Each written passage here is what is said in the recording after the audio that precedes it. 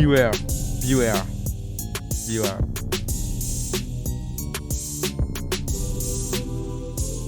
Bonjour à tous, vous êtes bien sur News Beware. C'est l'heure de l'édition spéciale, l'émission qui vous parle de découverte. Je suis Arnold Leblanc, votre présentateur préféré. Nous allons accueillir plusieurs invités pour revenir sur une affaire brûlante, une affaire qui intrigue nos rédactions. Nous allons aujourd'hui faire toute la lumière sur la conspiration des sangliers infectés. Pour débuter cette émission, nous recevons Michel, qui a des révélations inquiétantes à nous faire sur une histoire de virus et de sangliers. Pouvez-vous nous expliquer votre théorie et vos recherches, s'il vous plaît ? Bonjour, je suis Michel, professeur du lycée agricole de Pavant.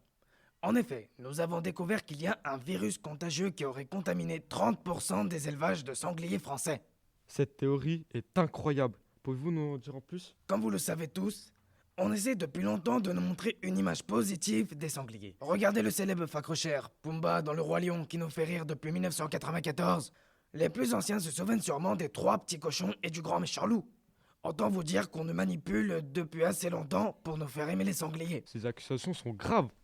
Mais pour quelle raison s'agirait-il d'un complot ? Depuis quelques années déjà, les éleveurs souffrent d'une concurrence de la part de la grande distribution, ce qui affecte leur rendement. Selon un article de France Info publié en décembre 2020, plus de 370 agriculteurs se suicident chaque année en France.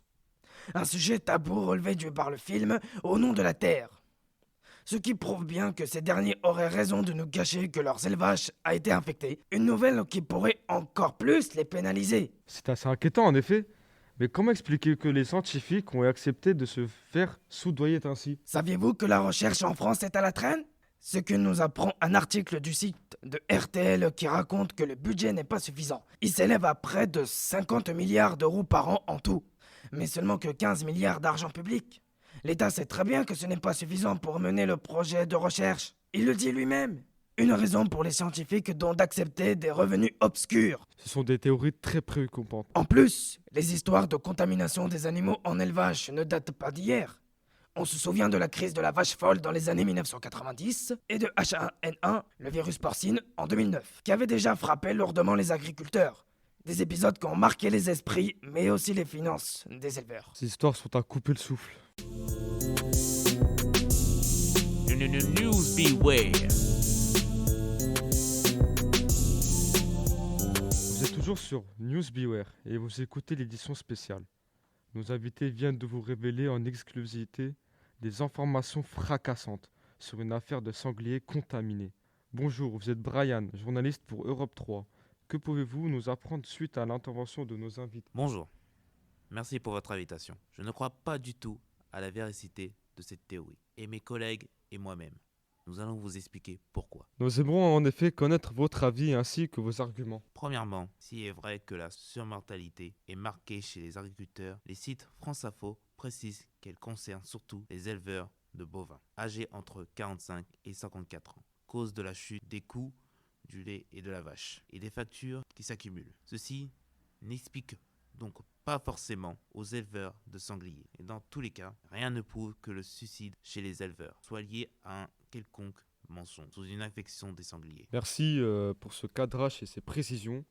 Que pensez-vous de la suite de la théorie de nos invités ? Ce n'est pas parce que les chercheurs sont mal payés qu'ils vont truquer les résultats pour joindre les deux bouts. Les chercheurs, tout comme les médecins, avec le serment d'Hippocrate, répondant à une déontologie de travail qui lui obligeant à respecter des droits et devoirs, notamment celui de l'honnêteté. Très bien.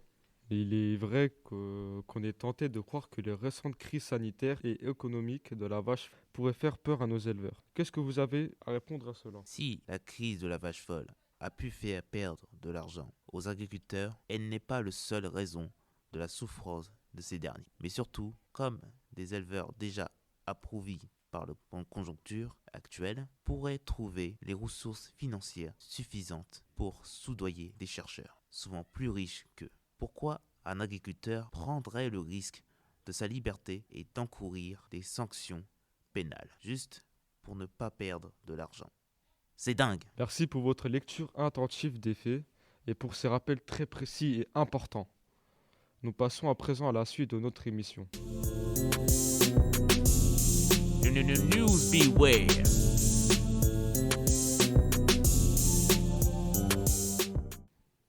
Bonjour, vous êtes encore sur News Beware dans l'émission de l'édition spéciale et aujourd'hui nous avons accueilli plusieurs invités venus débattre à propos de cette contamination des sangliers. En dernier, nous voulons inviter sur notre plateau Philippe, éditorialiste chez Wikimedia. Bonjour Philippe. Eh bien, bonjour, merci de me recevoir dans votre émission. Qu'est-ce que vous pensez donc de cette théorie? Je pense qu'il est important de toujours vérifier une information avant de la partager.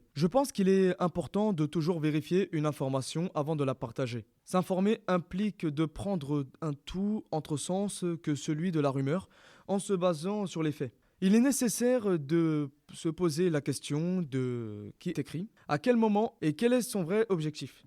Pour cela, il existe des outils, la recherche inversée de Google qui permet de vérifier l'origine de la publication et aussi la nature des informations sur Internet. Il faut toujours vérifier la source. Vous pouvez utiliser des codex afin de vérifier la pertinence du média qui relaie l'info. Alors merci à nos invités de vos témoignages et merci à nos éditeurs de nous avoir écoutés. On se retrouve la semaine prochaine pour une émission spéciale sur la reine d'Angleterre. Est-ce qu'elle est immortelle? Merci à vous tous. On se retrouve la semaine prochaine. Au revoir.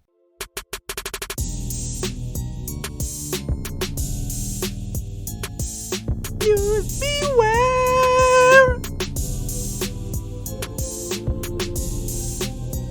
News Beware. Beware. Beware.